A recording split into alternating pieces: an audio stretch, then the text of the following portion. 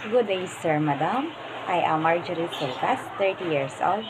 I have live-in partner, Bliss, with 3 children, 6 years old, 3 years old, and 1 year old.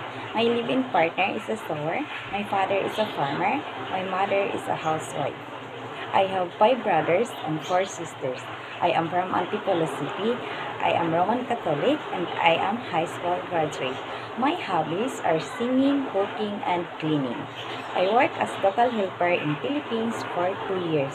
On February 2014 to February 2016, I have served 4 members of the family, 2 adults ages 33 and 34 years old, and 2 children ages 5 and 7 years old.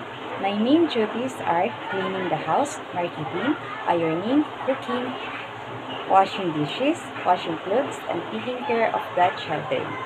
Mom and sir, I am hardworking, loyal, and honest person. If you hire me, ma'am and sir, I will do all my best to serve your family and I will treat your family as my own family too. I will follow all regulation and responsibilities that you gave to me. I hope to see you soon, ma'am and sir. Thank you.